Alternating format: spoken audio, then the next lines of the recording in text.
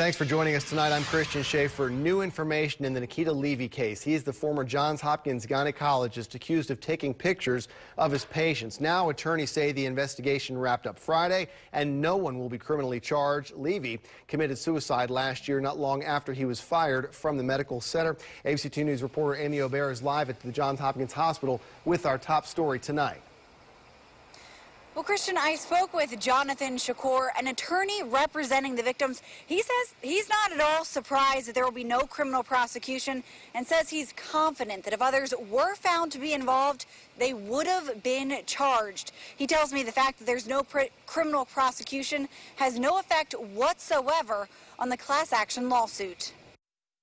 Thousands of patients have come forward, signing up for a class action lawsuit saying they were at some point treated by Dr. Nikita Levy, a former Johns Hopkins gynecologist accused of videotaping his patients. We know that Dr. Levy was employed at Johns Hopkins from 1988 to 2013. That's a long time. We know that he saw many, many patients. We know that he was an OBGYN, and we're told by the hospital that he had 12,600 patients. So it does not surprise me that 10,000 would come forward in the final analysis. He says so far 10,000 people have stepped forward and registered, but because you can sign up several different ways, that number could include some duplicates. Shakur says for this class action suit, anyone treated by Dr. Levy could be a victim.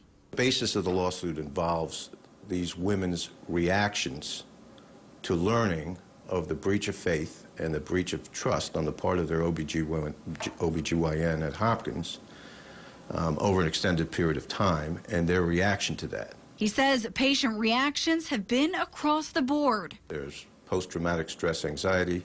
There were women afraid to go to their OBGYNs. They were afraid to go to any doctors. They were afraid to take their family in for medical tests. They were not focusing in the workplace. There were many in counseling.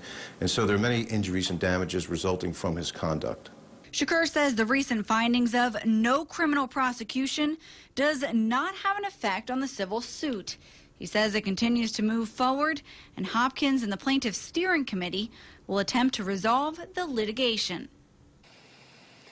I've reached out to Johns Hopkins tonight. They tell me they cannot comment on the ongoing case, but say they remain saddened that a member of their ranks would violate doctor-patient trust. Shakur tells me he commends Hopkins on their good faith efforts so far in this case.